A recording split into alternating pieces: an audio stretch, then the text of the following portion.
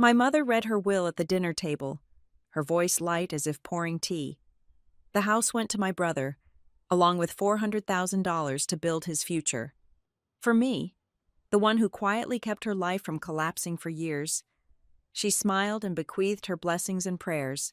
I smiled back, thanked her, and cleared the dishes. That night, I went home and systematically deleted every autopay keeping her lights on. My name is Avery Morris. I am 35 years old, and for as long as I can remember, I have been the person people count on when they need something done right, quietly, and without a single fuss. I live on the leafy, quiet outskirts of Grand Rapids, Michigan, in a modest single-story house where everything has its designated place. The lawn is always mowed, the gutters are always clean, and the bills are always paid 3 days before they are due. During the day, I work as a contract compliance manager at a private firm called Redmere Civic Systems. It is a job that requires exactness, a chronically cool head, and an eagle eye for the fine print. I am known around the office for my unflappable demeanor. When a multi-million-dollar negotiation falls apart, or a stubborn vendor blatantly breaches a critical clause, I do not panic or raise my voice. I simply read the terms, assess the financial damage, and mechanically draft the solution. I fix things behind the scenes so the people in charge can keep smiling. That is exactly what I do. It is who I am. I learned to fix things early in life because the universe gave me no other viable option. Even as a young girl in elementary school, I was the one who packed my own lunches, ironed my own school uniforms, and kept a meticulously color-coded daily planner. My grades were always remarkably stable, entirely predictable, and consistently excellent. I never asked for tutors or help with science fair projects. I picked up my first part-time job, the very moment I was legally allowed to work at age 16. Bagging groceries at the local supermarket and saving every single one of my meager paychecks in a locked-in box under my bed. But the real, irrevocable shift, the defining moment when my fierce independence calcified into a rigid, permanent state of being, happened during my freshman year of college. That was the terrible year my father, Dean Morris, was killed in a massive, multi-car collision on the interstate. He was a genuinely good man, warm and incredibly loud, the absolute center of gravity in our chaotic home. When he died, the gravity vanished instantly, and our family shattered into completely disjointed pieces. My mother, Lorraine Morris, survived the blinding shock of losing her husband by immediately seeking a brand new anchor to tie her life to. She did not look to me for comfort or stability. Instead, she clung with an absolute iron grip to her oldest child. My brother, Wyatt Morris. Wyatt is exactly 3 years older than me, and in my grieving mother's eyes, he is the walking, breathing second coming of my father. He inherited Dad's remarkably easy charm, his striking good looks, and that specific magnetic cadence of speaking that makes people naturally want to nod and agree with him. Wyatt can walk into a crowded room, flash a bright, crinkling smile, and make every single person feel like they are his oldest, dearest friend. Because of this undeniable charisma, people are perpetually soft on him. They give him second and third chances. My mother, most of all, gives him endless grace. While I was navigating the crushing weight of college grief by taking on extra weekend shifts at a diner and studying in the campus library until midnight just to keep my scholarship, Wyatt was busy spinning a massive web of endless potential. He is a man perpetually standing on the precipice of a grand, life-changing plan. Over the past decade, his entrepreneurial ventures have shifted as reliably as the Michigan seasons. First, it was vacation real estate investment, which involved a lot of glossy, expensive brochures and very little actual property ownership. Then, he confidently pivoted to becoming a boutique home sales consultant, a fancy title he essentially made up to justify going to networking lunches every Tuesday. Recently, he has been aggressively attempting to import high-end, reclaimed wood furniture to sell exclusively online. None of these ambitious ventures ever truly take off or generate actual profit, but they always require just a little more time, a little more strategic networking, and inevitably, a little more financial runway from whoever is willing to listen. To Lorraine, Wyatt's constant, dizzying pivoting is not instability, it is raw ambition. He is a brilliant dreamer, a visionary who just needs the right, lucky break to make it big. In her mind, his repeated failures are always the fault of a bad economy, uncooperative business partners, or simple, unavoidable bad luck. I, on the other hand, am categorized entirely differently in her brain. In my mother's rigid mental filing system, Avery is the strong one. Avery is the intensely independent one. Avery is the capable girl who simply does not need anyone to hold her hand or check on her. It is an incredibly dangerous thing, being labeled the strong one in a deeply flawed family dynamic. It sounds like a high compliment, but it is actually a silent life sentence. It means your daily struggles are completely invisible. Because my mother decided long ago that I was perfectly fine on my own, I was pushed entirely into the background of our family portrait. I quickly became the foundational support beam that no one ever notices until the drywall starts cracking. I was the practical, reliable problem solver. The one who quietly swept up the emotional and financial messes. The one who always arrived last to the party, but was absolutely expected to stand the firmest when the storm hit. I paid my own way through every milestone, managed my own quiet heartbreaks, and expected absolutely nothing in return. I knew deep down that asking for anything, even a moment of genuine maternal concern, would disrupt the unspoken narrative that Wyatt was the only child who desperately needed nurturing. The only person who truly sees this toxic dynamic for exactly what it is, who actually sees me, is the man I am currently dating. His name is Eli Mercer. Eli is a high school history teacher, a thoughtful man with ink-stained fingers, remarkably kind eyes, and an inherent, almost startling ability to read between the lines of human behavior. He does not look at my hyper-independence as a quirky, admirable personality trait. He sees the heavy architecture of my family weighing on my shoulders. After only a few short months of dating, Eli noticed the distinct way I immediately jumped to pay the check for dinner whenever my mother and brother were present. He noticed the way I casually and wordlessly absorbed all the logistical burdens of holiday planning. He noticed the way I never, ever asked my mother for a single favor, not even to water my plants when I was out of town. He was observant enough to realize that I was not just a naturally selfless person. I had been systematically trained, over a period of 15 long years, to silently carry the absolute heaviest burdens so the rest of my family could comfortably float. You do not have to be the shock absorber for every single bump in their road. Eli told me softly one evening as we sat on my porch watching the rain. But it is incredibly hard to unlearn a deeply ingrained role you have played your entire adult life. The tipping point, the ultimate catalyst for the complete unraveling of my meticulously constructed life, arrived on a seemingly unremarkable evening in early autumn. The air had just begun to carry that crisp, biting chill, and the neighborhood leaves were turning brilliant shades of rust and gold. I was sitting at my kitchen island, sipping black coffee and reviewing a particularly dense compliance report for work, when my phone vibrated against the cold marble countertop. It was a text message from my mother.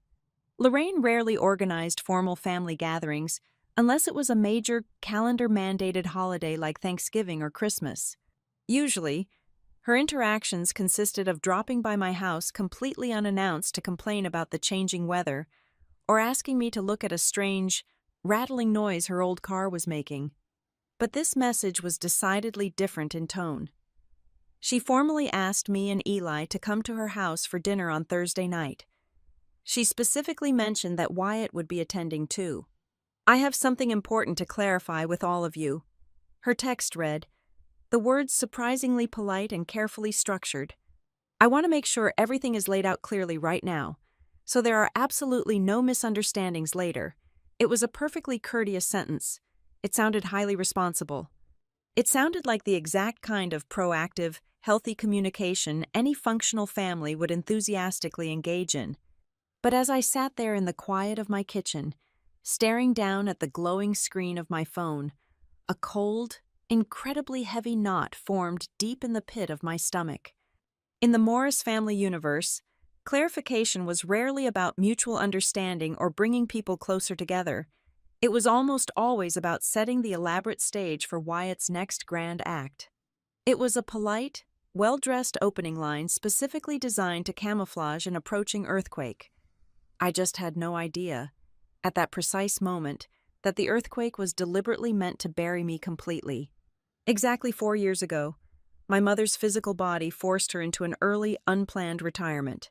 Severe rheumatoid arthritis had aggressively gnawed at her joints, and a cascading series of chronic blood pressure spikes made her daily administrative desk job entirely impossible to maintain. On paper, her financial reality should have drastically altered the moment she handed in her notice. She transitioned to a strictly fixed income, surviving entirely on a modest state pension and monthly disability distributions. By all fundamental laws of basic household economics, her standard of living should have immediately contracted. The premium cable television packages should have been canceled. The central heating thermostat should have been kept significantly lower during the bitter Michigan Januaries. The weekly grocery hauls should have pragmatically shifted from expensive name brands to generic labels. But absolutely none of that happened. Her life remained incredibly comfortable, utterly uninterrupted by the harsh, biting realities of a fixed income. Her lifestyle did not degrade because I quietly, methodically became the invisible mortar filling every single newly formed crack in her financial foundation. Every single month, a silent hemorrhage occurred behind the glowing screen of my personal laptop. I deliberately set up automatic routing numbers and linked my primary checking account to every one of her essential utilities. I paid the electricity bill, which always spiked aggressively in the summer months, because she absolutely refused to turn off the central air conditioning. I paid the natural gas invoice. I covered the comprehensive cell phone family plan, a bloated contract that ironically included my brother's premium unlimited data usage. I paid her auto insurance premiums in full every 6 months so she would not incur installment fees. Beyond those concrete, printed invoices, I established a recurring automatic bank transfer that hit her checking account on the 25th of every single month. $500 moved silently through the digital ether. It was a designated cash cushion just to ease the pressure at the end of the month, she would say, her voice trembling slightly on the telephone the very first time she asked for the favor. That temporary emotional request instantaneously became a permanent, unspoken entitlement. Yet, the predictable monthly bleeding was practically nothing compared to the catastrophic, sudden emergencies. Home ownership is a relentless engine of depreciation, and her aging, poorly maintained house was constantly breaking down. During the second week of a brutal, sub-zero February freeze, her ancient basement furnace finally gasped its last mechanical breath and died completely. I did not hesitate. I could not consciously let an elderly woman freeze in her own living room. I called the emergency HVAC service, authorized the premium weekend dispatch fee, and paid $7,800 for a brand new, high-efficiency heating system. When the wooden floorboards of her back porch succumbed to severe dry rot a year later, creating a legitimate safety hazard for anyone walking out to the yard, I was the one who sourced and hired the local contractor.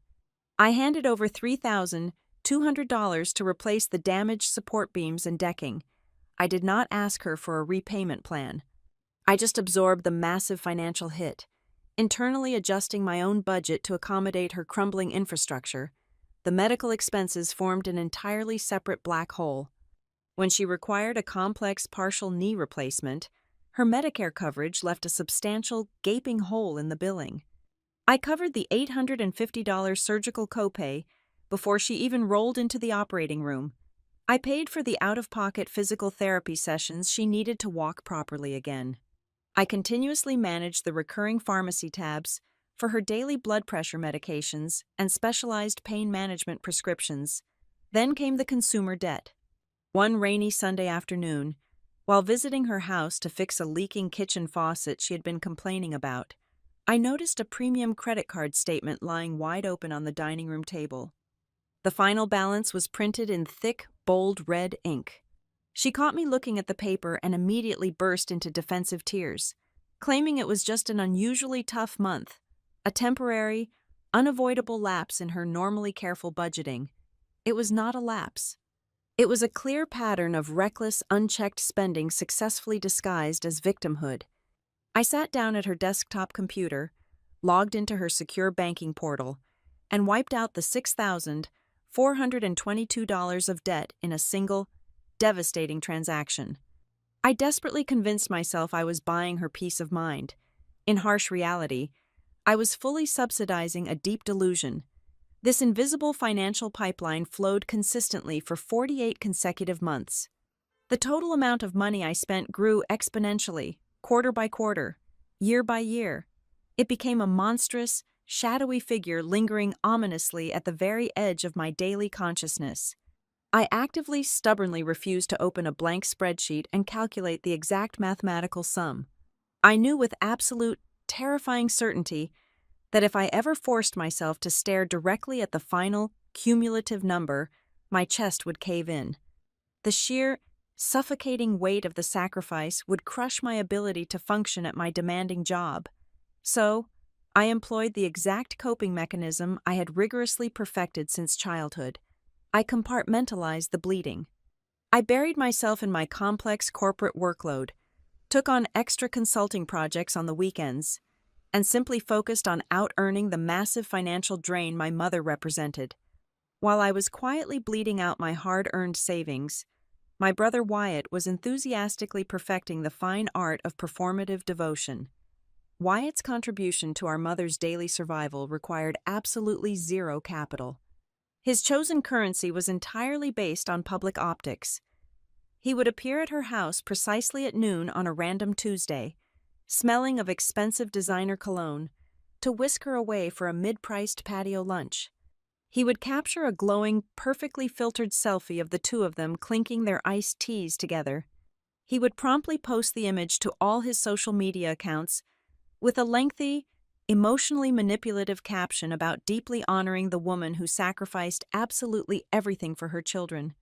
At crowded family barbecues, while I was trapped in the sweltering kitchen aggressively scrubbing baked-on grease off the heavy roasting pans, Wyatt would stand in the direct center of the living room, completely surrounded by our easily impressed aunts and uncles.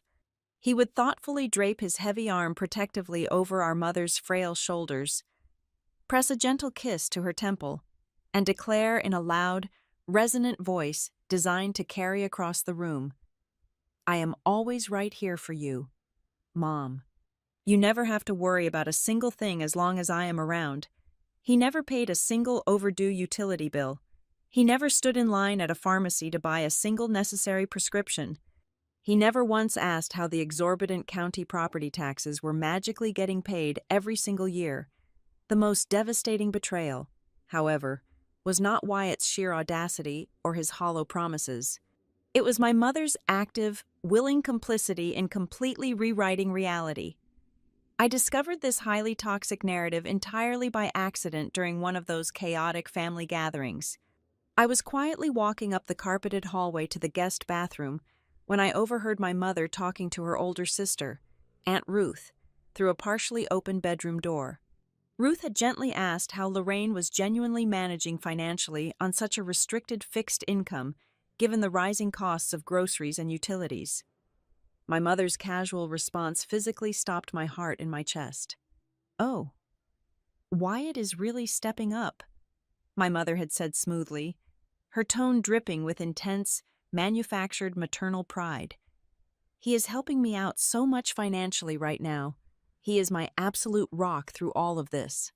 I held my breath in the dim hallway, desperately waiting for my name, waiting for just a tiny fraction of acknowledgement for the thousands of dollars I had poured into her survival. "And Avery?" Ruth had asked, probing slightly. My mother sighed loudly, a soft, highly dismissive sound that conveyed volumes of mild disappointment. "You know how Avery is. She is incredibly consumed with her corporate career. She chips in a little bit here and there when she can find the time, but she is just so intensely busy building her own life. I really hate to bother her with my little problems." I stood completely frozen on the carpet, the blood rushing violently in my ears. I was not the savior. I was not the sturdy pillar quietly holding up the collapsing roof. In the official, deeply entrenched family mythology, I was nothing but the distant, career-obsessed daughter casually tossing loose spare change at her poor, struggling mother, while Wyatt, the majestic golden son, heroically carried the immense burden of her survival. It was a staggering, breathtakingly cruel lie. I did not burst into the room and confront her that day. I swallowed the bitter, burning bile in my throat, turned around, walked back to the kitchen, and methodically continued washing the dirty serving dishes. I carefully packed that massive betrayal away in the exact same dark, locked mental vault where I kept the terrifying sum of my financial contributions. It was Eli who finally forced me to truly look at the heavy vault I was dragging around. During a quiet Friday evening at his apartment, I had been anxiously reviewing my mobile banking application, obsessively checking to make sure my mother's homeowner's insurance check had cleared the account before I dared to book our flights for a modest weekend getaway. Eli gently reached across the sofa cushions and pulled the phone directly out of my hands. He placed it face down on the wooden coffee table. He looked at me with an expression of profound, aching sadness. He had quietly observed the warped dynamics for months. He had accidentally seen the overwhelming stack of receipts on my desk. He had watched me physically flinch every single time my mother's name unexpectedly illuminated my phone screen. The most dangerous part of this entire situation is not that Wyatt is a lazy opportunist, Eli said, his voice incredibly low and steady. The terrifying part is that your entire family system has completely commodified your stability. They look at you, and they do not see a human being with limits. They do not see a daughter who might occasionally need a safety net of her own. They see an infinite, self-replenishing resource, a bottomless well. And because the well never complains, because you never scream out loud when they aggressively lower the bucket to take more water, they feel absolutely zero obligation to be grateful. They do not think you need to be thanked, because they genuinely believe you do not feel the crushing weight of everything they are taking. His quiet words hit me with the blunt, devastating force of a physical blow to the ribs. He had accurately articulated the exact, suffocating truth I had spent 4 long years desperately trying to ignore. I was not merely being taken for granted by my own blood. I was being actively, systematically consumed. The drive to my mother's house took exactly 45 minutes. She lived in a sleepy, aging township, nestled against the muddy banks of a small, forgotten lake. Eli and I pulled into the cracked asphalt driveway at precisely 6 o'clock in the evening, exactly the time she had requested. Wyatt, true to his established, lifelong pattern, arrived nearly 40 minutes late. He walked through the front door in a flurry of rushed apologies and charming excuses, closely followed by his newest girlfriend, Tessa Vale. Tessa was a sharp-eyed, intelligent woman who worked in corporate public relations. She had only been dating my brother for about 6 months, making her entirely oblivious to the deeply entrenched toxic currents flowing beneath our family's polished surface. But as she politely shook off her coat, her quick, assessing gaze told me she was already trying to read the room. The dining room table was practically groaning under the weight of the meal. My mother had prepared a painfully elaborate spread. A massive glazed ham, heavily creamed potatoes, roasted asparagus imported out of season, and 2 distinct types of freshly baked pies. It was a staggering amount of food for 5 people, more unsettling than the menu. However, was my mother's demeanor. She was dripping with an artificial, almost suffocating sweetness. She aggressively complimented Tessa's blouse. She continuously refilled Eli's water glass before he could even take a meaningful sip. She fluttered around the dining chairs with the nervous, electric energy of a stage actor waiting for the final curtain call.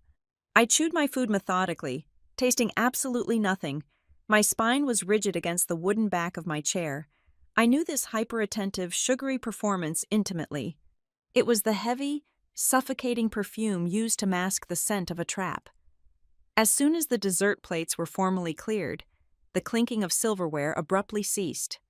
The manufactured warmth in the room vanished, replaced by a sudden, clinical chill. My mother stood up, smoothed her linen napkins, and walked over to the antique mahogany credenza. She opened the top drawer and retrieved a thick, heavy manila folder.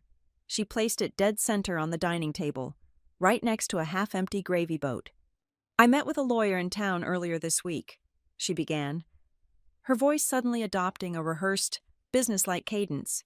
"I am getting older, and I want to make sure everything is laid out clearly right now. I do not want any messy legal surprises or ugly family arguments later on. I want complete clarity." Wyatt suddenly looked incredibly fascinated by the intricate floral pattern on his porcelain dessert plate. He did not look up. He did not meet my eyes. He already knew. The realization hit me with the force of a physical blow to the chest, but I kept my face perfectly, rigidly blank. My mother opened the folder and smoothed the crisp, legal-sized papers with her pale hands. "The house, of course, will be left entirely to Wyatt," she stated, her tone entirely conversational, as if she were reading a grocery list. She paused slightly, ensuring we were all paying strict attention. "And then, there is the liquid capital, as you both know. When my aunt passed away 3 years ago, she left me a sizable tract of undeveloped commercial land. I quietly sold that property a few months ago. The proceeds from that sale, combined with the subsequent market investments, amount to exactly $400,000. She looked directly at my brother. A soft, deeply maternal smile spread across her face. "I am leaving the entire sum of $400,000 exclusively to Wyatt in an untouchable trust. Wyatt has such brilliant, massive visions. He has so much raw, untapped potential, but the current economic climate is just so terribly unforgiving. He needs a big, substantial push to finally make things happen. He needs a solid, concrete foundation to build a proper home and a real family. This money will be his ultimate safety net." The air in the dining room became instantly, oppressively thin. I felt Eli's large, warm hand slide slowly off his own knee and find my leg beneath the heavy tablecloth. My mother then slowly turned her head. Her eyes met mine. There was absolutely zero malice in her expression. There was no guilt, no hesitation, no trace of internal conflict. Instead, she looked at me with a profound, sickeningly proud sense of righteousness. Her logic was entirely perfectly sound in her own warped universe. "Avery," she said, her voice dropping to a gentle, soothing register, "you are so incredibly strong. You have your demanding corporate job. You have your pristine credit score. You always know exactly how to manage. If you fall down, you simply dust your knees off and get right back up. You do not need a financial safety net, because you are your own safety net." She reached across the table, her fingers grazing the edge of my placemat. "So, for your portion of the inheritance, my beautiful, capable daughter, I am leaving you my blessings and my prayers. Because there are some things in this world far more valuable than cold, hard cash, and I know, deep in my heart, that you will understand that eventually, total, suffocating silence descended upon the room. It was not a peaceful quiet. It was the violent, ringing silence that immediately follows a devastating car crash. Wyatt remained completely frozen, his chin tucked down, his eyes glued to his half-empty water glass, acting as if he were entirely invisible. Beside him, Tessa was completely still. Her jaw had slightly unhinged. She looked rapidly back and forth between my mother and Wyatt, her sharp eyes widening as the sheer, unadulterated cruelty of the arrangement finally registered in her brain. She was witnessing a financial execution disguised as maternal wisdom. Underneath the table, Eli's fingers wrapped tightly around my wrist. His grip was a lifeline, a silent, desperate plea asking me if I needed to run, if I needed him to flip the table, if I needed to scream. But I did not scream. I did not cry. I did not demand to know how she could hand my brother nearly $500,000 while I was secretly, desperately draining my own checking account every single month just to keep the lights turned on in the very house she had just gifted him. I felt the familiar, heavy vault in my mind slam completely shut, locking away the betrayal, the thousands of dollars, the 4 years of quiet, unacknowledged sacrifice. A strange, icy calm washed over me. It was the purest, most terrifying clarity I had ever experienced in my entire life. I looked directly into my mother's waiting, expectant eyes. I let the corners of my mouth turn upward into a smooth, perfectly practiced, entirely hollow smile. "Thank you, Mom," I said clearly. Her shoulders immediately dropped in profound relief. She beamed, practically vibrating with the satisfaction of a successfully executed plan. "I told you, Wyatt," she chirped happily. Looking back at my brother, "I told you she would understand. Avery always understands." I did not stay for coffee. I politely excused myself. Citing an early morning compliance meeting at the firm, Eli and I walked out the front door, got into his car, and drove away from the dark, quiet lake. We did not speak a single word for the entire 45-minute drive back to my house. He did not ask how I was feeling, because he knew any spoken word would shatter the fragile, icy shell keeping me intact. When we finally walked through my front door, I did not take off my coat. I walked straight into my home office and sat down in my ergonomic leather chair. I opened my laptop. The screen illuminated the dark room with a harsh, blue glare. I opened my primary banking portal. I navigated directly to the automated payments dashboard. It took exactly 14 minutes. 14 minutes to dismantle 4 years of invisible, suffocating labor. I found the local utility company routing number. Cancel payment. I located the natural gas provider. Delete account link. I selected the comprehensive cellular family plan. Terminate recurring charge. I found the property insurance escrow draft. Revoke authorization. Finally, I navigated to the internal bank transfer scheduled for the 25th of the month, the $500 cushion. I clicked the red deletion button and watched the scheduled transaction vanish entirely from the digital ledger. I methodically wiped every single trace of my credit cards, my checking accounts, and my routing numbers from her existence. I did not leave a single, solitary penny attached to her name. Eli stood quietly in the doorway, watching me execute the digital slaughter. My hands did not shake. My breathing was perfectly, almost frighteningly even. When the screen finally displayed 0 pending external transactions, I closed the laptop with a soft, definitive click. The room plunged into absolute darkness. I had been given my blessings and my prayers. Starting tomorrow, they would have to pay the electric bill. The immediate aftermath was defined entirely by its profound, echoing silence. For 21 consecutive days following that grotesque dinner, I did not orchestrate a dramatic, explosive confrontation. I did not draft a lengthy, emotionally charged email detailing my deeply rooted grievances, nor did I flood my social media feeds with vaguely aggressive quotes about setting boundaries with toxic family members. I simply woke up, brewed my black coffee, drove to my office at Redmere Civic Systems, and meticulously executed my daily compliance audits. I effectively ghosted my own designated lifelong role. I ceased being the reliable, invisible wallet. The profound beauty of my counterattack was its absolute, terrifying passivity. I did not have to swing a heavy sledgehammer to bring the warped architecture of my family crashing down. I only had to step backward and stop holding the rotting structural beams in place. Eli watched me closely during those first 3 weeks, with a mixture of quiet awe and gentle, lingering concern. He kept waiting for the inevitable emotional crash, the predictable moment the heavy guilt would finally fracture my rigid composure, but the crushing guilt never materialized. Instead, every single morning that I woke up without obsessively checking my mobile banking application to ensure my mother's property taxes had successfully cleared, my chest felt remarkably, surprisingly hollow. It was a wonderful, intoxicating kind of hollow, the specific, physical sensation of a deeply embedded blood-sucking parasite having been surgically, permanently removed. The true concrete consequences did not arrive immediately.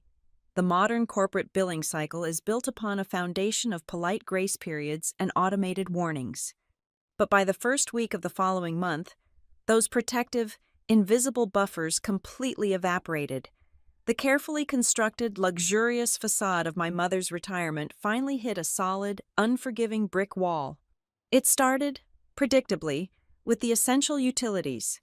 The regional electric company is famously intolerant of missed payments, especially during the volatile transitional weather months.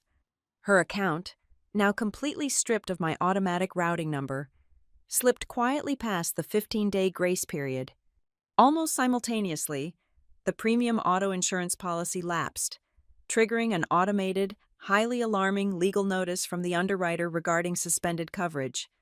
The final, fatal blow was the Neighborhood Homeowners Association maintenance fee. It was due precisely on the first of the month, and when the automated clearinghouse system found absolutely no linked external account to draw the $250 from, it immediately generated a harsh, aggressively worded penalty letter. The phone call came on a Tuesday morning at exactly 10 o'clock. I was sitting in a glass-walled conference room, casually reviewing a dense vendor contract, when my cell phone began vibrating violently against the polished wood table. The caller identification boldly displayed my mother's name. I politely excused myself from the meeting, stepped out into the quiet, carpeted hallway, and pressed the green answer button. Avery, my goodness, I have been trying to reach the bank managers all morning, Lorraine began, her voice incredibly breathless, tight with genuine, unadulterated panic. The electrical company just sent me a highly aggressive email saying my account is severely past due, and the Neighborhood Association mailed a penalty letter threatening legal action. Your banking system must be experiencing a massive, catastrophic glitch. You need to call your branch representative right now and fix this immediately before they report me to the national credit bureaus. She sounded so entirely, genuinely convinced it was a technical error. The sheer, blinding arrogance of her assumption was practically breathtaking. It literally had not crossed her mind, even for a fleeting fraction of a second, that the infinite, unquestioning well had been deliberately, permanently capped. There is no banking glitch. Mom, I replied. My voice was incredibly calm, automatically dropping to the cool, detached, surgical register I specifically reserved for hostile corporate contract negotiations. My financial accounts are perfectly fine. I could hear the faint, static hum of the cellular connection as her brain violently struggled to process the straightforward information. What do you mean there is no glitch? The drafts did not go through. Avery, the money is not there. I took a slow, measured breath. I did not raise my voice a single decibel. I did not inject an ounce of venom or anger into my tone. I spoke clearly and precisely, like a judge reading a final verdict. You told me at dinner that my specific portion of the inheritance was your blessings and your prayers. So, I naturally assumed you no longer required my actual money. I canceled every single payment. The silence that followed was absolute. It lasted for exactly 4 excruciating seconds. Then, the frantic panic rapidly morphed into something incredibly sharp, desperately defensive, and deeply ugly. She immediately deployed the exact same emotional artillery she had successfully utilized to manipulate our family dynamic for the past 15 years. How could you possibly do this to me? She gasped, her voice instantly cracking into a dramatic, wet sob. I am your mother. I am an elderly woman trying to survive on a fixed income. You are maliciously trying to punish me over a simple piece of paper? Over a standard legal document designed to protect your brother? I carried you for 9 months. Avery, I raised you. No decent, loving daughter in the entire world treats her own flesh and blood with such vicious, calculated cruelty. She continued to rant, rapidly throwing out specific phrases designed to trigger my deeply ingrained childhood reflexes. She loudly mentioned her rising blood pressure. She mentioned my father, heavily suggesting he would be profoundly, deeply ashamed of my current behavior. She weaponized every single emotional vulnerability she thought she still controlled. For 35 years, those carefully manufactured tears would have broken my resolve. They would have sent me frantically scrambling for my checkbook, begging for her forgiveness, desperately apologizing for causing her any undue stress. But standing in that quiet corporate hallway, holding the warm phone to my ear, I felt absolutely nothing but a cold, clinical observation. The heavy emotional manipulation simply slid off me like water off a heavily waxed pane of glass. When she finally paused to catch her breath, waiting for my inevitable, groveling apology to fill the void, I delivered a single, surgical strike. "I suppose Wyatt will have to start taking care of his massive investment now," I said softly. "When exactly does he plan to pay your overdue electric bill?" I did not wait for her to formulate a weeping response. I firmly pressed the red button and ended the connection. The secondary explosion happened exactly 45 minutes later. Wyatt called. I had fully anticipated his swift intervention. He viewed himself as the ultimate, unquestioned authority figure in the family, the benevolent patriarch who occasionally needed to step in and severely discipline his unruly, difficult younger sister. "What the hell is exactly wrong with you, Avery?" he barked the very second I answered the call. Completely skipping any form of standard, polite greeting, Mom is practically having a severe nervous breakdown in her living room. She is crying hysterically. You are completely overreacting to the details of the will. You cannot just maliciously cut off the essential utilities to an old woman's house out of petty, childish jealousy. Turn the automated payments back on right now, and we can all sit down and talk about this situation like rational adults. He was incredibly, foolishly confident. He truly believed he could simply order me back into quiet submission. He thought this was a temporary, emotional temper tantrum that could be easily managed with a stern, authoritative tone. I leaned against the cool glass window of the hallway, watching the busy city traffic move silently on the avenue below. "Wyatt?" I asked, my tone remarkably conversational, almost polite. "Exactly how much money have you personally given Mom over the last 4 years?" "What?" he stammered, clearly thrown completely off his balance by the sudden, unexpected shift in trajectory. "That is entirely irrelevant to what you are doing to her right now. You are acting completely unhinged. It is a very simple, incredibly straightforward mathematical question," I pressed, my voice remaining perfectly level and utterly unyielding. "Over the past 48 months, while you were busy building your various imaginary businesses and buying your expensive designer clothes, exactly how many dollars have you personally contributed to keeping the heat turned on in the house you are fully scheduled to inherit?" A thick, heavy, suffocating silence immediately settled over the cellular line. He could not answer. He could not throw out a fabricated, defensive number because he knew absolutely nothing about the actual, terrifying cost of her daily survival. He did not know what the comprehensive insurance premiums cost. He did not know the current market price of a high-efficiency basement furnace. He had lived his entire privileged adult life completely shielded from the harsh, biting mathematics of our mother's existence, safely protected by the massive, invisible wall I had built with my own paycheck. The silence stretched on, heavy and intensely revealing. It was the distinct sound of a golden child suddenly realizing the beautiful, sturdy stage he had been dancing on was actually a fragile trapdoor, and someone had just quietly removed the final locking pin. "Call me back when you finally figure out the correct number." "Wyatt," I said quietly, and hung up the phone. I walked slowly back into the empty conference room. I sat down heavily in my leather chair. My hands were perfectly, remarkably steady. My heart was beating at a slow, completely normal rhythm. Despite the inevitable, massive emotional storm I knew was rapidly gathering on the horizon, despite the deep, lingering ache of finally acknowledging that my family fundamentally did not love me the way they loved him, a brand new, incredible sensation rushed violently through my veins.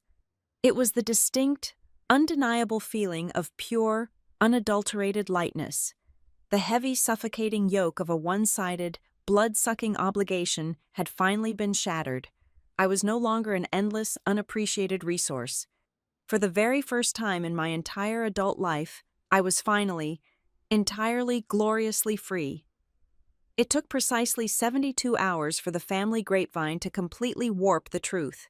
In any highly dysfunctional family system, the narrative does not belong to the person who holds the actual facts. It firmly belongs to the person who cries the loudest. My mother was a seasoned, masterful symphony conductor of guilt, and she immediately began orchestrating her grand masterpiece. Word spread through the extended relatives with the terrifying speed and devastation of a dry summer wildfire. The story was aggressively twisted into something almost entirely unrecognizable. According to the tearful phone calls my mother made to every aunt, uncle, and cousin who would pick up the receiver, I was a deeply bitter, profoundly greedy daughter. I was maliciously punishing a frail, elderly woman simply because I was unhappy with a perfectly reasonable estate planning decision. The messages began arriving on my mobile phone by the end of the very first week. An aunt sent a lengthy, heavily guilt-laden text message on a Thursday afternoon. A decent, God-fearing daughter never allows her own mother to sit in the dark and worry about the electric bill. The message read, "You need to pray on your hardened heart." A day later, a male cousin left a blistering, aggressive voicemail accusing me of acting out of pure, childish jealousy. He confidently stated that I was simply resentful of my brother's natural charm and was lashing out because I could not handle being the second favorite. Through it all, my mother meticulously maintained her carefully crafted fiction regarding my brother. She continued to tell the extended family that Wyatt was, as always, her steadfast rock. She claimed he was still helping her financially on a regular basis, explaining away his distinct lack of visible intervention by insisting that he simply preferred to keep his immense generosity private and did not like to show off. In her grand, tragic tale, Wyatt was the humble, quiet savior, while I was the erratic, emotionally unstable daughter who had suddenly and inexplicably turned ice cold. The overwhelming instinct for any person backed into an unfair corner is to scream. The natural, human reaction is to desperately call every single relative, defend your tarnished honor, and aggressively explain the suffocating truth. I did not do that. I absolutely refused to roll around in the emotional mud they had prepared for me. Instead, I treated the entire escalating situation exactly like I treated a hostile vendor dispute at Redmere Civic Systems. I became a silent, meticulous archivist. Every time a furious voicemail illuminated my phone screen, I did not delete it. I saved the pristine audio file to a secure, encrypted cloud folder.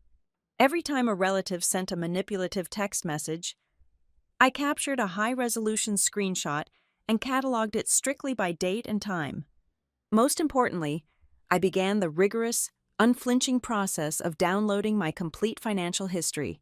I pulled every single banking statement, every canceled check, and every digital transfer receipt spanning the last 48 months. I highlighted the utility payments, the medical copays, the emergency home repairs, and the recurring monthly cash transfers. I was quietly, methodically building an impenetrable fortress of hard, undeniable data. I did not need to scream because the numbers would eventually speak with absolute, deafening clarity. With the massive, invisible weight of my mother's expenses finally lifted off my shoulders, a profound shift occurred in my daily reality.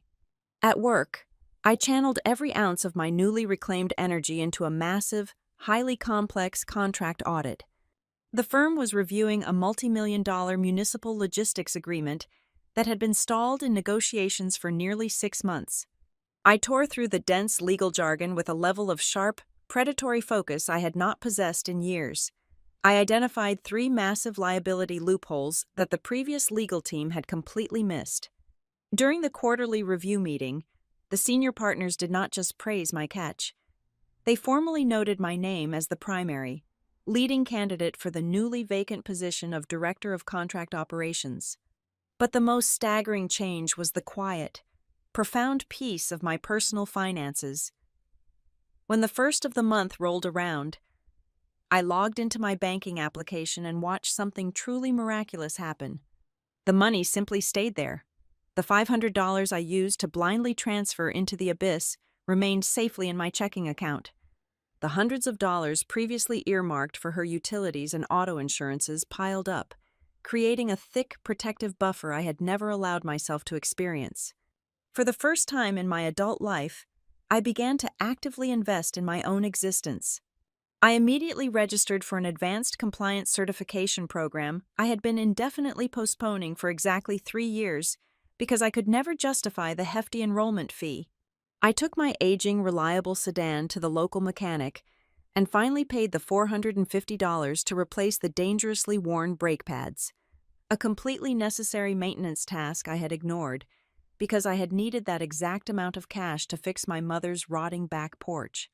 I also began to seriously, deeply visualize a concrete future with Eli. One evening, as we were standing in my small kitchen chopping vegetables for dinner, I confessed that a tiny, lingering part of me felt guilty for completely ignoring the barrage of angry family messages.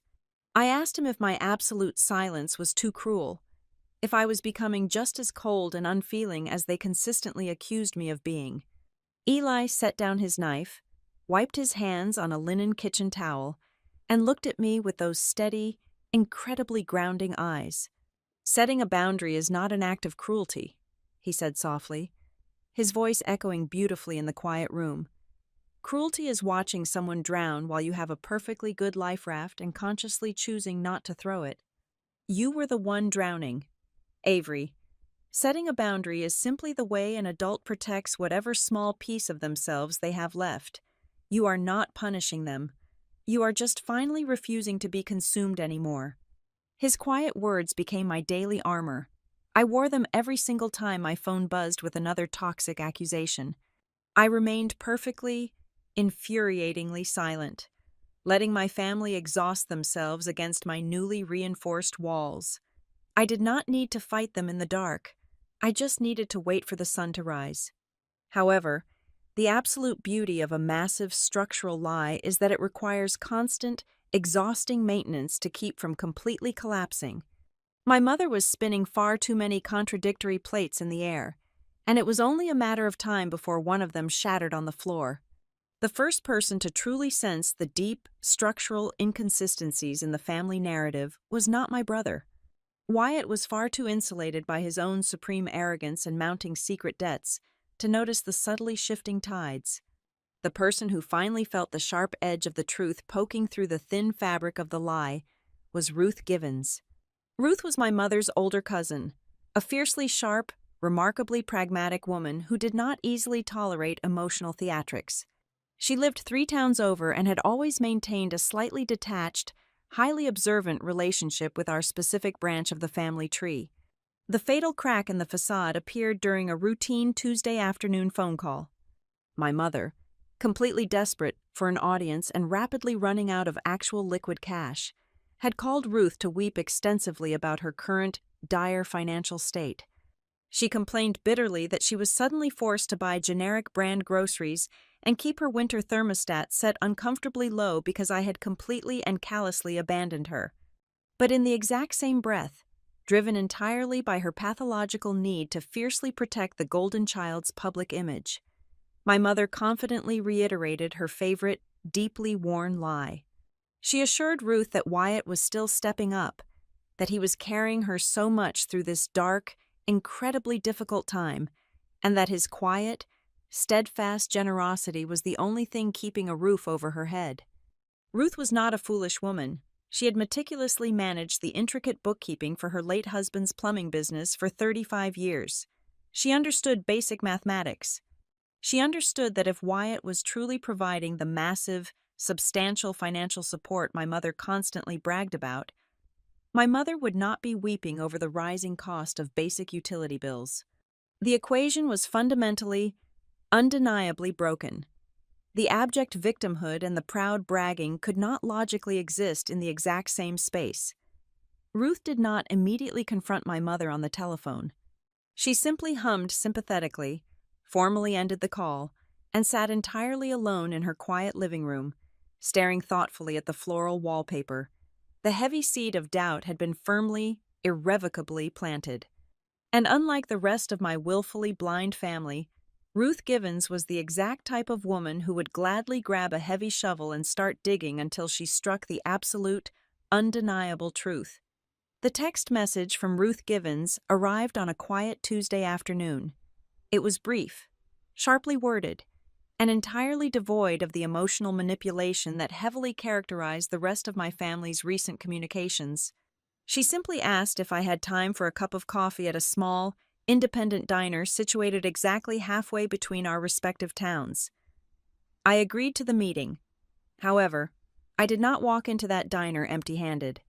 I carried a thick, incredibly heavy manila envelope containing the exact, terrifying architecture of my last 4 years. When I slid into the cracked vinyl booth across from Ruth, she did not immediately launch into a rehearsed, tearful speech about familial duty, loyalty, or religious forgiveness. She ordered 2 black coffees from the waitress, folded her hands deliberately on the laminated tabletop, and looked directly into my eyes.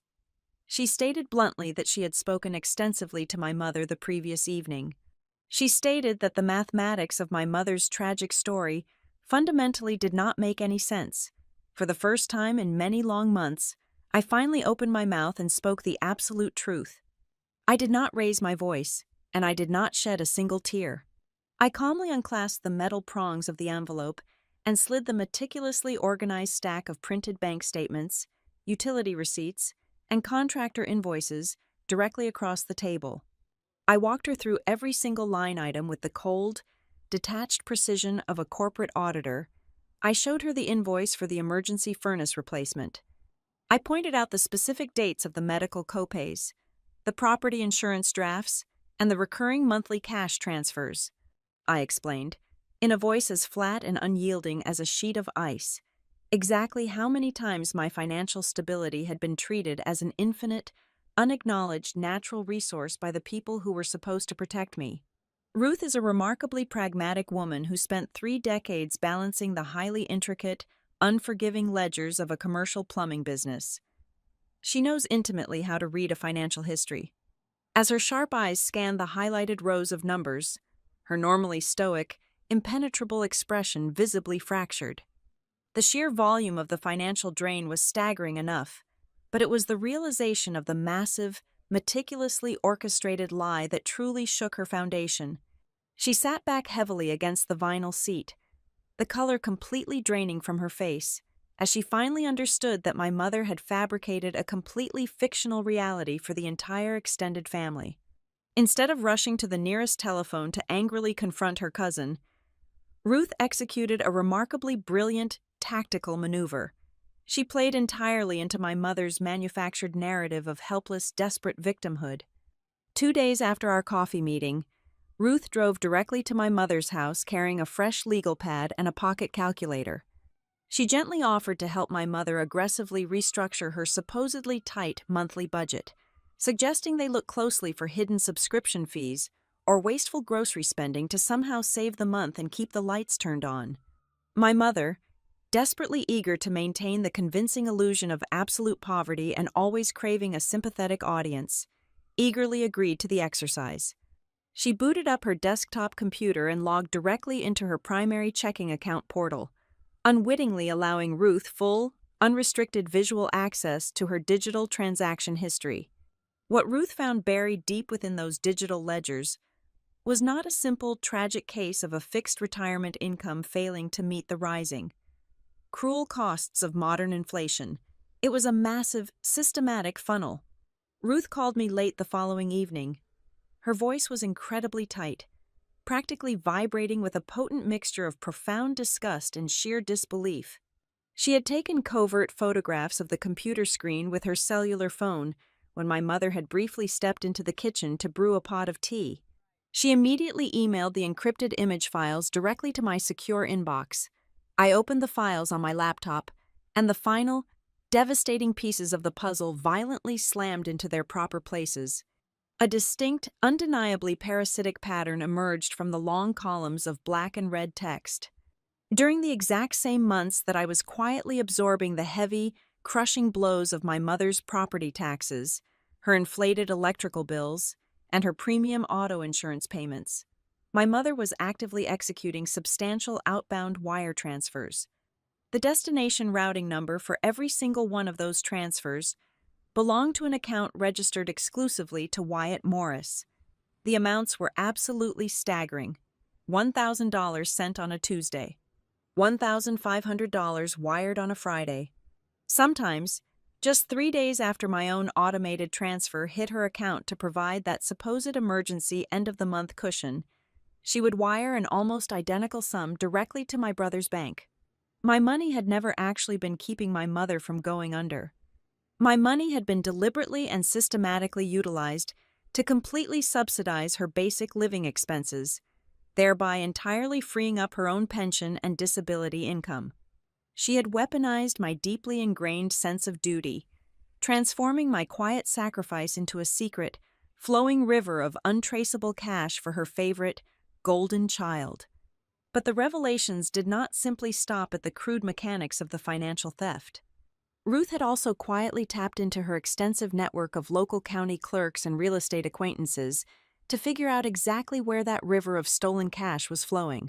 Wyatt was not just buying expensive designer clothes or financing a luxurious, superficial lifestyle in the city. He had secretly purchased a dilapidated, severely damaged cabin situated on the muddy edge of a popular recreational lake 3 counties over. He had acquired the property using a high-interest, predatory private loan, fully intending to execute a rapid cosmetic renovation and quickly transform the rotting structure into a highly lucrative short-term vacation rental. It was his ultimate get-rich-quick scheme, the grand, visionary real estate project that was finally going to boldly prove his business genius to the entire world. However, Wyatt fundamentally lacked the discipline, the work ethic, and the operational capital required to execute such an ambitious turnaround.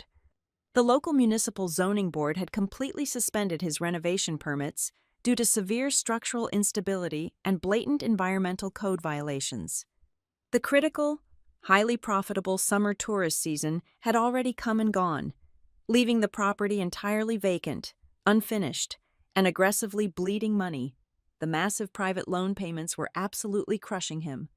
As I sat perfectly still in the quiet dark of my home office, staring intensely at the glowing screen, the sheer, breathtaking magnitude of the betrayal washed over me like a heavy wave of freezing water. I had not just been carrying my mother's burdens, I had been completely transformed into the silent, unwitting angel investor for my brother's incredibly foolish, rapidly failing real estate delusions. I was actively funding his arrogant, reckless ambitions with the money I had earned through grueling, 80-hour work weeks and permanently canceled vacations. I had financed his glittering dream without ever being asked for my consent, without ever being informed of the investment, and without receiving a single, solitary word of gratitude. They had comfortably stolen my present security to artificially prop up his imaginary future. Ruth did not call me solely to deliver the forensic financial evidence. She called to deliver a highly urgent, incredibly dangerous warning regarding the immediate future. My mother was rapidly, terrifyingly running out of time. Without my invisible, reliable wallet constantly absorbing her daily household expenses, the excess money she usually funneled directly to Wyatt was completely, permanently gone. Wyatt's private lenders were aggressively closing in, and his entire fragile house of cards was violently swaying in the wind. Pure, unadulterated desperation was rapidly setting in across their entire ecosystem. "She is organizing a formal gathering," Ruth warned me, her tone dropping into a low, deadly serious register. "She has formally asked me to host it at my house next weekend because my living room is the largest. She is publicly calling it a family healing circle, but you and I both know exactly what kind of trap it really is. She is heavily inviting all the aunts, the loud uncles, and everyone who has already completely bought into her tearful victim narrative. They are going to strategically corner you, Avery. They are planning a full-scale psychological intervention to systematically break your spirit, isolate you from any support, and apply absolute, overwhelming group pressure until you finally break down and agree to turn the money back on before Wyatt loses his property." They wanted to put me on trial. They actively intended to parade my supposed cruelty and selfishness in front of an angry, deeply biased jury of my own blood relatives, heavily banking on my lifelong childhood habit of retreating into silent submission whenever I was forcefully challenged. They genuinely believed that if they shamed me deeply enough, If they attacked my moral character loudly enough in a crowded room, I would eventually cave to the pressure and immediately resume my designated role as the endless, compliant resource. I quietly thanked Ruth for the vital information and gently ended the cellular connection. I sat in the darkness for a long time.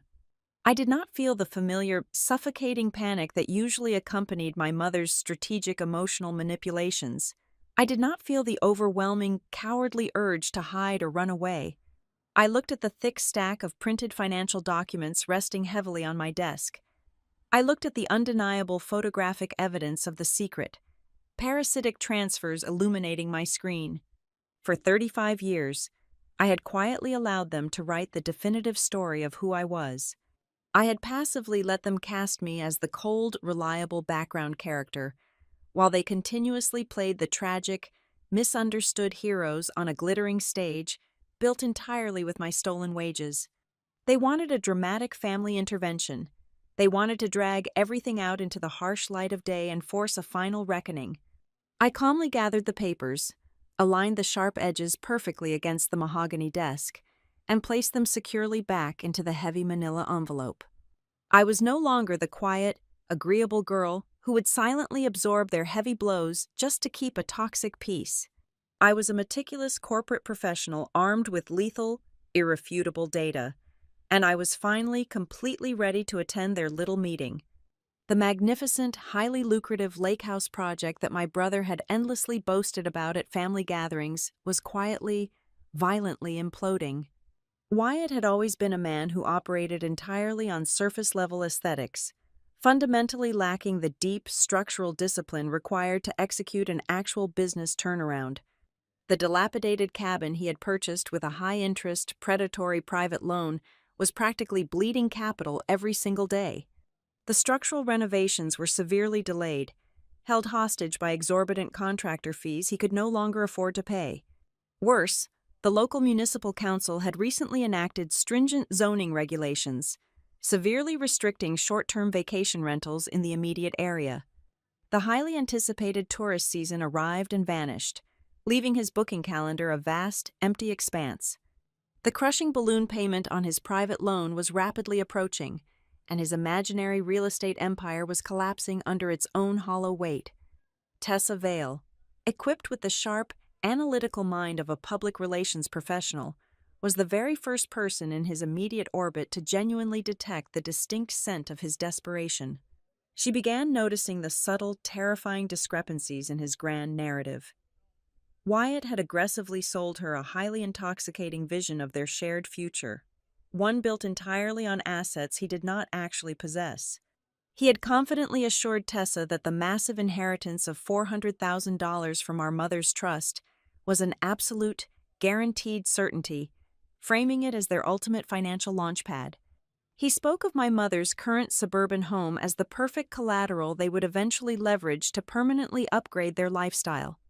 Tessa began to realize, with a mounting sense of profound disgust, that Wyatt was not a successful entrepreneur standing on the precipice of greatness. He was living entirely on an elaborate facade, surviving on promises backed by wealth that belonged to a woman who was still very much alive. Meanwhile, back in her aging suburban home, my mother was finally experiencing the terrifying, biting reality of true financial scarcity. With my invisible, heavily funded safety net permanently dismantled, the essential invoices were piling up rapidly on her kitchen counter. The electric company was threatening disconnection. The natural gas provider had issued a final warning.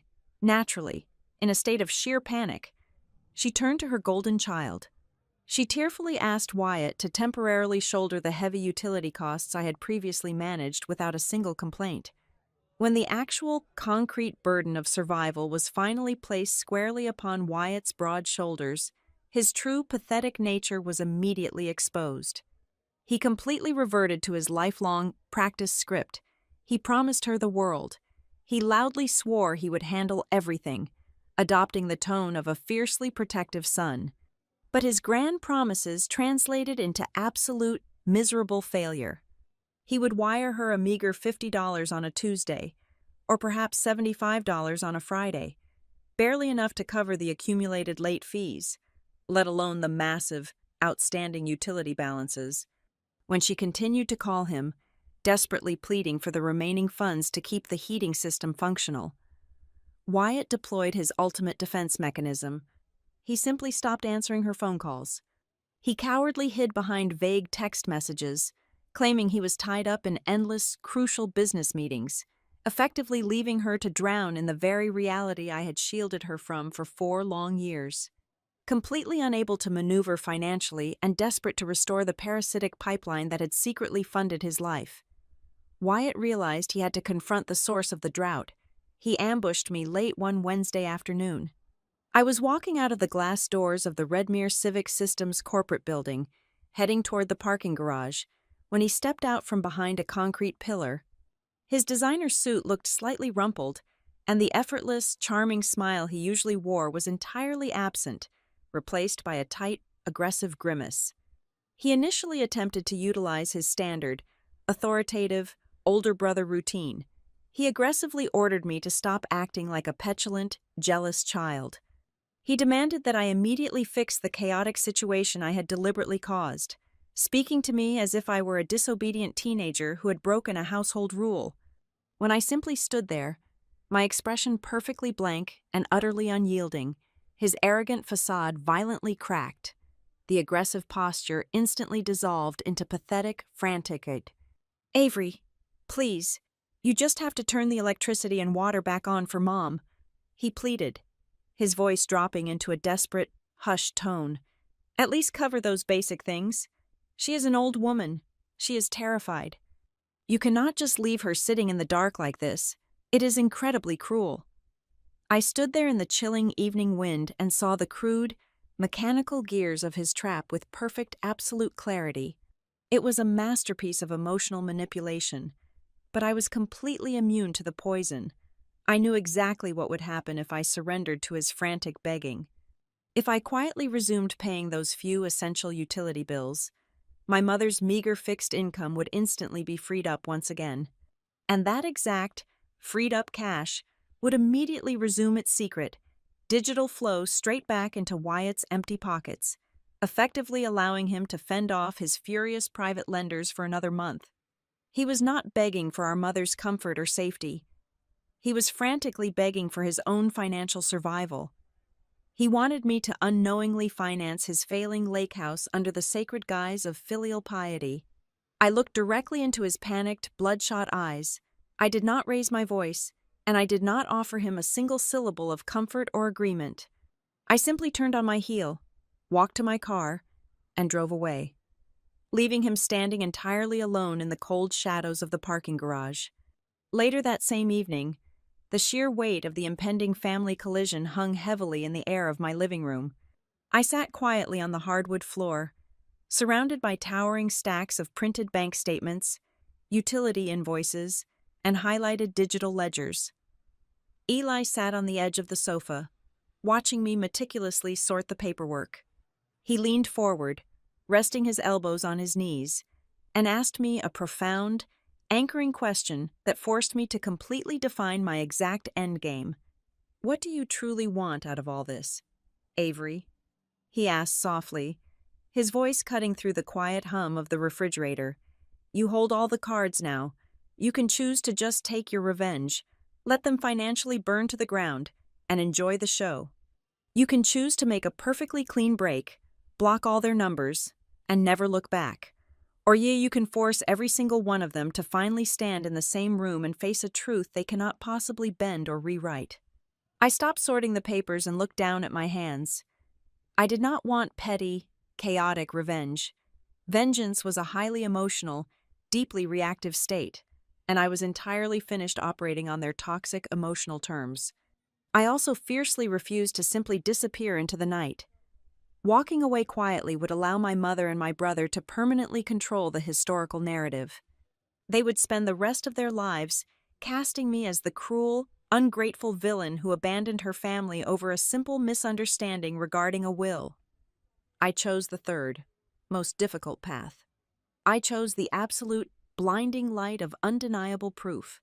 I began to construct a master dossier, treating my family's deep dysfunction with the exact same ruthless, analytical precision I applied to a multi-million-dollar corporate contract dispute.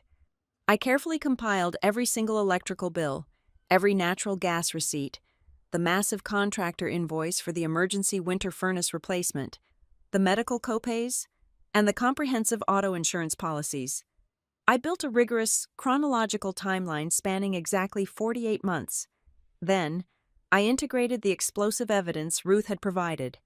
I matched the exact dates of my massive utility payments with the precise dates of my mother's secret wire transfers to Wyatt.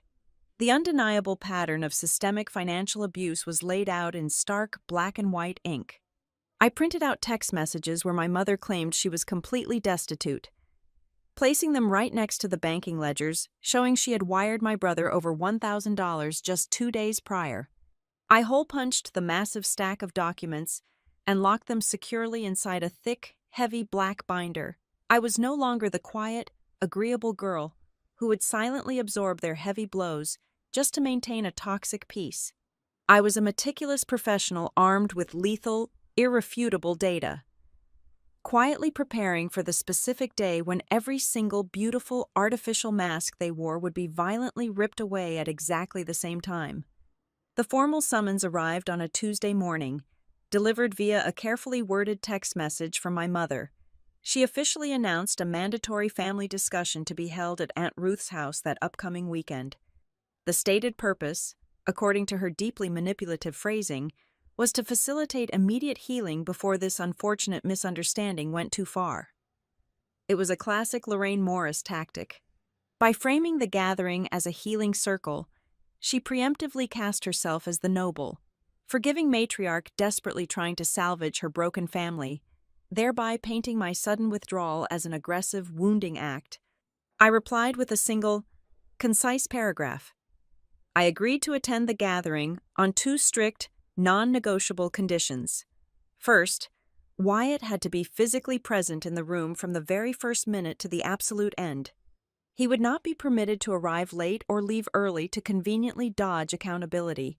Second, the gathering would not operate as a one-sided tribunal where I sat in silence while the extended relatives aired their manufactured grievances. If she agreed to those specific terms, I would walk through Ruth's front door. If she refused, the conversation was permanently over.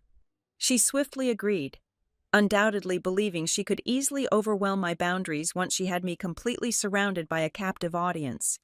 While we waited for the weekend to arrive, the crushing reality of my brother's financial incompetence rapidly accelerated. The high-interest private loan attached to his disastrous lake cabin was tightening around his neck like a heavy iron collar. Tessa, whose professional instincts were fully activated, began asking the precise, incisive questions he was entirely incapable of answering. She demanded to see the actual municipal permits he claimed were pending. She asked for the explicit legal documentation proving his ownership, and most dangerously, she requested a clear, transparent accounting of his investment capital. Wyatt could no longer hide behind his charismatic smile or vague promises of future wealth. He was completely out of runway, trapped between a girlfriend who demanded the hard truth and a mother who had run out of stolen money to feed him. Sensing the intense, mounting pressure and realizing her usual guilt trips were actively failing, my mother pivoted to a softer, far more insidious strategy. 3 days before the scheduled meeting, my phone chimed with a new message. It was a scanned image of an old, faded photograph. In the picture, I was 10 years old, sitting high on my father's broad shoulders during a summer parade. Beneath the image, she had typed a single, devastating sentence. Your father would be absolutely heartbroken to see our family torn apart like this. It was a remarkably cruel, perfectly aimed psychological strike. For a brief, agonizing moment, staring at my father's beaming face, the heavy protective ice around my heart began to fracture.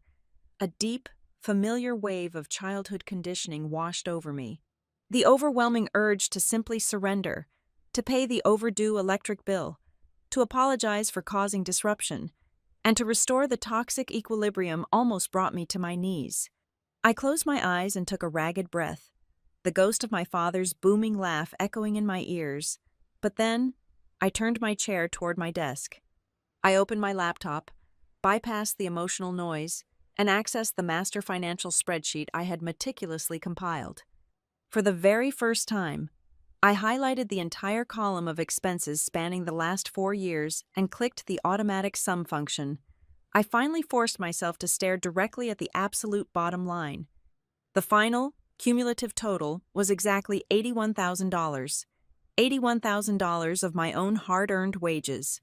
This staggering sum encompassed the emergency winter furnace, the endless utility payments, the medical copays, the property maintenance, and the direct cash infusions that had been secretly funneled directly to my brother. It was a life-altering amount of capital. It was the down payment on a beautiful home of my own. It was a robust retirement portfolio. It was my physical labor, my delayed dreams, and my stolen security, all sacrificed on the altar of my brother's bottomless ambition. The brief, agonizing moment of weakness instantly evaporated. The ghost of my father faded, replaced by the cold, undeniable mathematics of my exploitation. Memory and nostalgia could not be utilized as a valid currency to purchase my continued submission. As if the universe perfectly understood the profound shift in my internal gravity. My corporate phone rang later that same afternoon. It was the senior managing partner at Redmere Civic Systems. He bypassed the usual corporate pleasantries and officially offered me the position of Director of Contract Operations. The promotion came with a massive salary increase, a dedicated team of junior analysts, and a corner office. He specifically praised my unflappable composure, my rigorous attention to detail, and my absolute refusal to back down during hostile negotiations. The sheer, blinding contrast between my professional reality and my family dynamic was staggering. At work, my meticulous nature and quiet strength were highly compensated and deeply respected. At home, those exact same qualities were relentlessly exploited and entirely taken for granted. I accepted the position with quiet, immense pride. Hanging up the phone, I felt an incredibly solid, unbreakable foundation form beneath my feet. I knew exactly who I was, and I knew exactly what I required to ever participate in a relationship with my family again. I clearly defined the 3 absolute conditions required for any potential reconciliation. First, my mother had to publicly admit the entire, unvarnished truth regarding her financial arrangement with Wyatt in front of the gathered relatives. Second, the current, heavily biased, will had to be completely voided and legally rewritten to reflect an exact 50-50 distribution of all assets. Third, the covert, parasitic financial pipeline sustaining my brother had to be permanently dismantled. I would not accept a single compromise. I would not entertain a partial confession.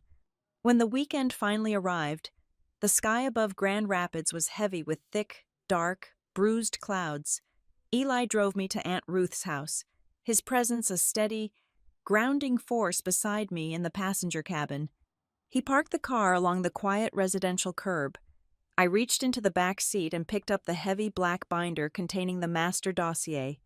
"You do not have to do this if you are not ready," Eli said quietly, his hand resting gently on the steering wheel. "I am ready," I replied, my voice steady and perfectly calm. I stepped out of the vehicle and walked up the concrete driveway. I could see the silhouettes of my aunts and uncles moving behind the sheer living room curtains.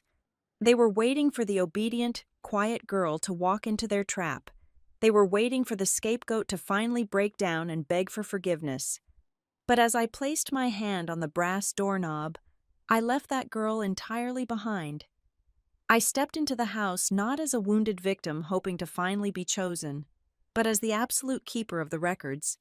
I was a woman who knew the precise, unarguable cost of her own sacrifices, and I was completely prepared to ensure that no one in that room would ever be allowed to rewrite my history again. The living room was suffocatingly warm, smelling faintly of lemon furniture polish and brewed decaffeinated coffee. Ruth had arranged the seating in a deliberate, semicircular formation, effectively transforming her cozy suburban parlor into a makeshift courtroom. My mother occupied the central, plush armchair, already clutching a damp, crumpled tissue in her trembling hands. Flanking her on the floral sofa were two of our loudest, most consistently opinionated relatives, their faces pinched in preemptive disapproval, clearly primed and entirely ready to deliver their moral verdicts. Wyatt was positioned in a wingback chair near the bay window, but he looked completely alien. The effortless, magnetic charm that usually radiated from his pores had entirely evaporated. His broad shoulders were rigidly hunched, his skin carried a sickly ashen pallor, and his eyes darted nervously around the room. He looked exactly like a man who knew the executioner was already walking up the front steps. Beside him sat Tessa, her spine perfectly straight, her sharp eyes scanning the room and missing absolutely nothing. I took the only remaining empty seat, placing the thick, heavy black binder squarely on my lap. My mother did not waste a single second. She launched her opening volley with a practiced, dramatic sob. "I just cannot comprehend how our family arrived at this terrible, dark place," she wept, dabbing carefully at the corners of her eyes so as not to smear her makeup. "I made a perfectly standard, completely logical estate planning decision to help my son build his future, and because she was unhappy with that decision, my own daughter ruthlessly abandoned me. She cut off my utilities without a single word of warning. She left me terrified and alone, just to punish me out of her own petty jealousy." One of the relatives, a woman who had never worked a day of corporate compliance in her entire life, leaned forward aggressively. "You simply do not turn your back on the woman who gave you life. No matter how upset you are about a piece of paper, letting your mother freeze in the dark is unforgivable." I felt the familiar, heavy pressure of their collective judgment attempting to push me down, attempting to force me back into my designated, silent role. I did not shrink. I did not offer a frantic, desperate defense. I sat perfectly still, letting their misplaced, righteous indignation fill the heavy air.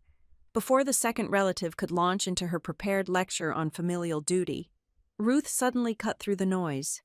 She did not raise her voice, but her tone was as sharp and unforgiving as a newly ground axe.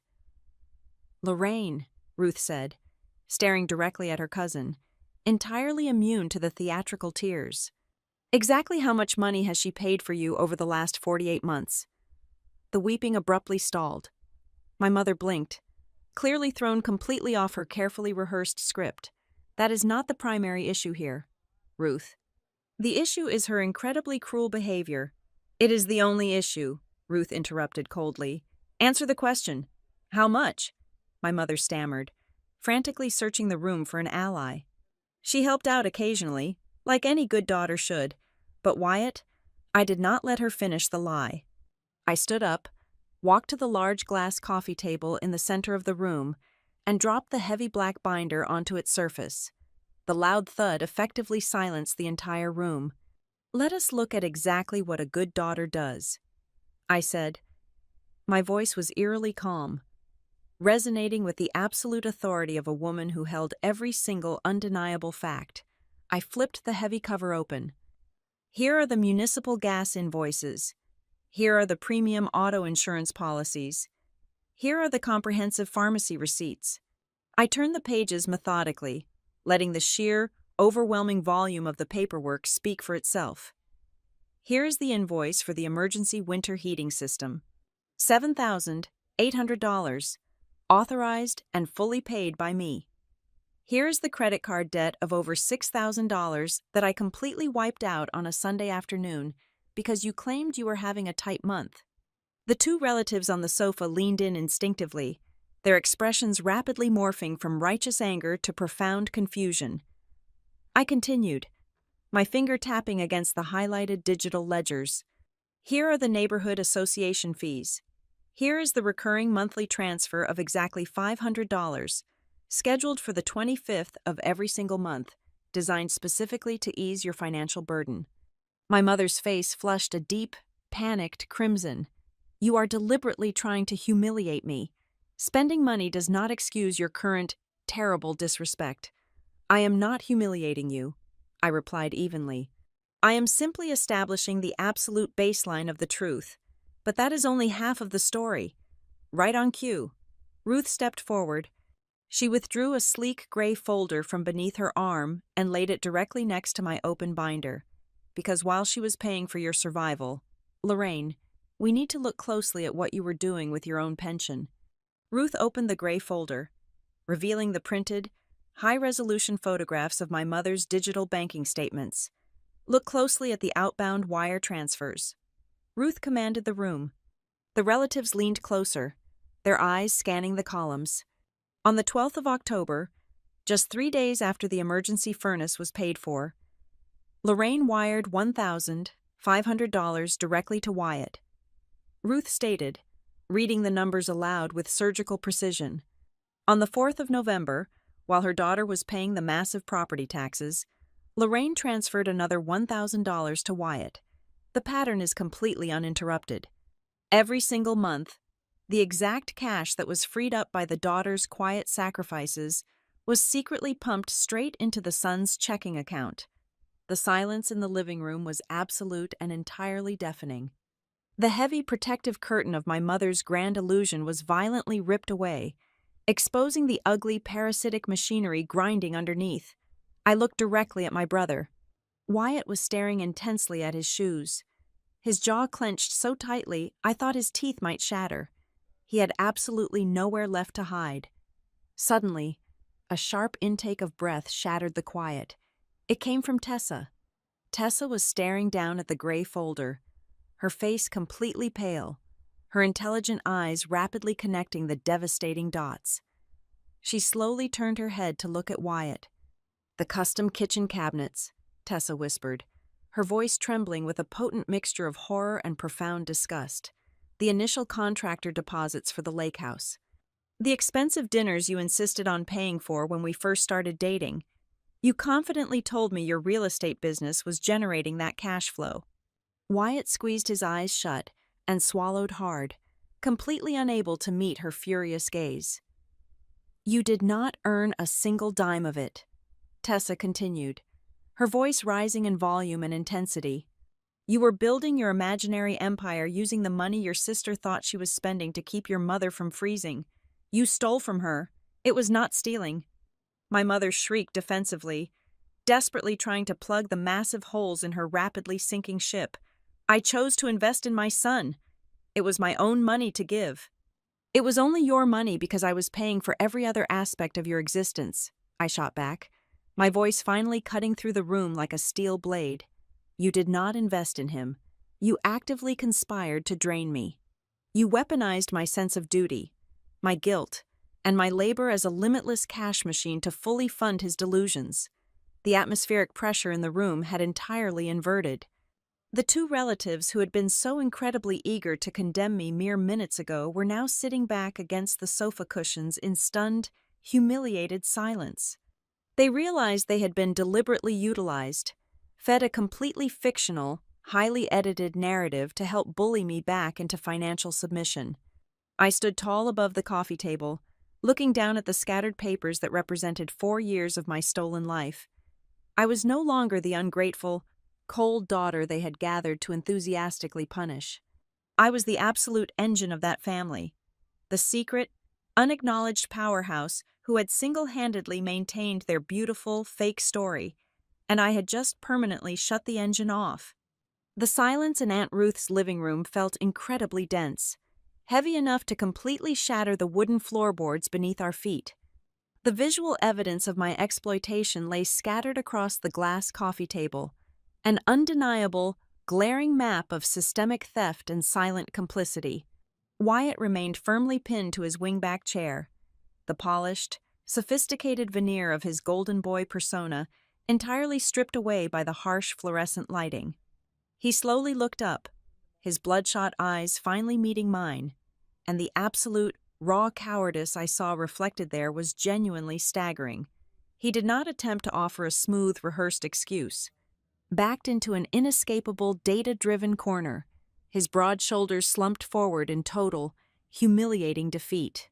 "I knew," he whispered, his voice cracking violently under the immense weight of the room's collective, condemning stare. "I knew you were the one paying her bills. Avery. I saw the utility statements with your name printed on them several months ago. when I was looking for a pen in her kitchen drawer. The two judgmental relatives sitting on the floral sofa gasped simultaneously, their hands flying to their mouths, but I kept my facial muscles rigidly controlled. "Why did you not stop it?" I asked, my tone utterly devoid of any familial warmth. Wyatt swallowed hard, his Adam's apple bobbing nervously against his collar. "Because it made my life so much easier," he confessed, the ugly truth finally spilling out of his mouth like toxic sludge. "If you were quietly carrying her financial burdens, I did not have to worry about her. I could just focus entirely on my own real estate projects. I let you do it, and I let her give me the extra cash. Because you never once complained. You always handled everything perfectly." My mother, sensing the complete and total collapse of her carefully constructed empire, frantically attempted to salvage the remaining wreckage. "The estate will was simply a practical, forward-thinking measure," she stammered, her pale hands trembling violently as she gestured vaguely toward the black binder. "And when I offered you my blessings and prayers at the dinner table, I meant it purely in a spiritual sense.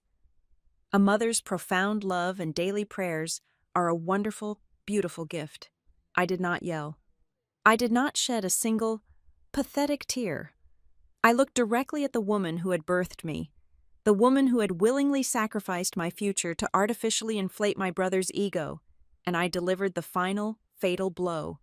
"You did not give me a spiritual gift," I stated, my voice echoing with terrifying, absolute authority. "You gave me a calculated insult. I did not cut you off.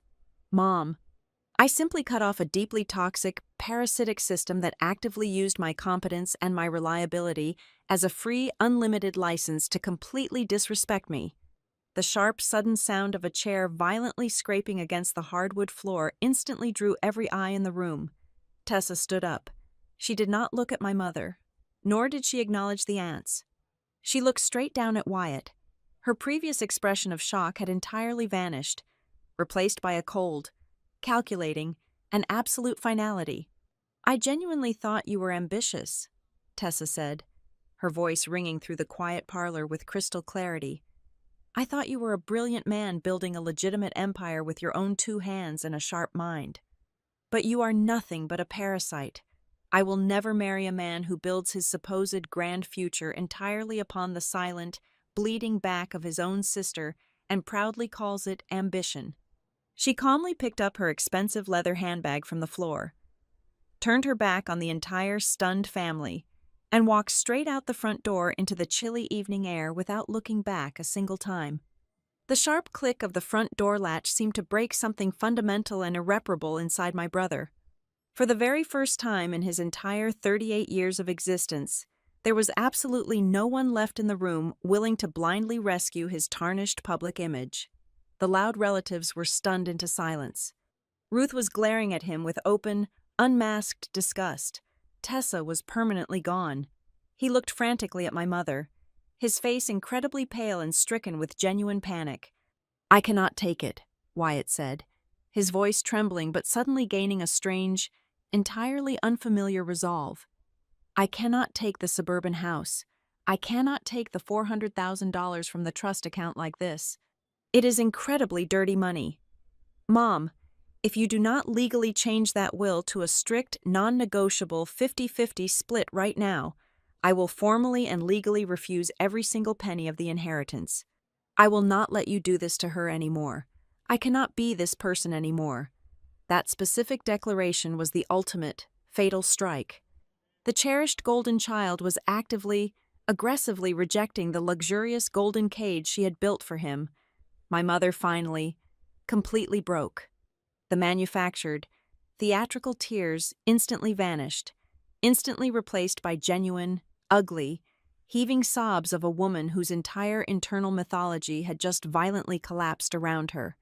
She buried her face deeply in her trembling hands. "You never actually needed me, Avery," she choked out, her words heavily muffled by her palms, finally speaking the dark, hidden truth that had governed our lives. "From the time you were a little girl, you could survive absolutely anything the world threw at you. You were exactly like a solid rock." But Wyatt constantly stumbled. Wyatt desperately needed me to fix things for him.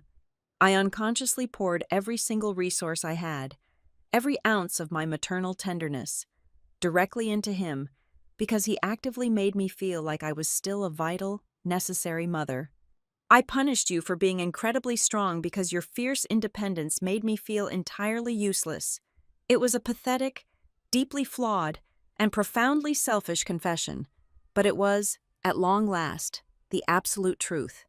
During the following week, the entire operational landscape of our family shifted permanently and irreversibly.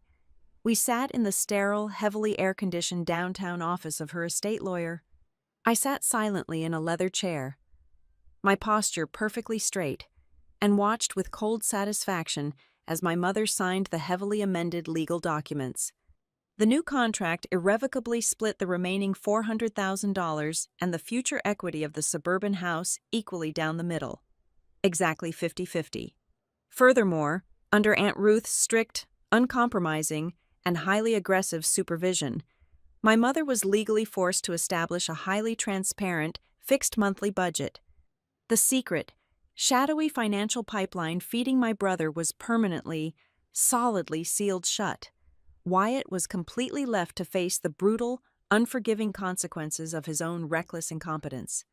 Without my stolen wages secretly keeping his head above water, he was forced to immediately list the dilapidated lake cabin on the open real estate market at a massive, crushing financial loss. He desperately needed to satisfy his furious private lenders before they forced him into a highly public bankruptcy. He had to pack up his expensive designer suits and immediately move into a tiny, cramped, affordable apartment on the noisy, industrial side of the city to begin cleaning up his own catastrophic mess. As for me, I did not magically return to being the reliable, invisible rescue wallet. I did not instantly forgive them and pretend the horrific exploitation of the last 4 years was merely a bad, easily forgotten dream. Instead, I accepted an entirely new, incredibly slow, and highly restricted relationship with my family. It is a dynamic defined entirely by rigid, unbreakable boundaries, absolute financial transparency, and a hard-earned, cautious, mutual respect. We do not have warm, chaotic Sunday dinners anymore. But when we do speak on the telephone, my mother listens to my words with a new, distinct, and heavy caution. Sitting on my back porch with Eli on a quiet Sunday afternoon, drinking hot black coffee, and watching the vibrant autumn leaves fall onto the manicured lawn, I realized exactly what I had actually won. It was never truly about the money. Securing my fair half of the financial estate was simply the mechanical, legal justice I was rightfully owed for my years of stolen labor. The real victory, the profound, incredibly life-altering triumph, was forcing them to finally open their willfully blind eyes. For the very first time in my entire existence, I was no longer a convenient, invisible shadow or a bottomless, unfeeling resource. The entire family was finally forcefully compelled to look directly at me, and they were utterly terrified of the fiercely capable, unyielding woman they saw.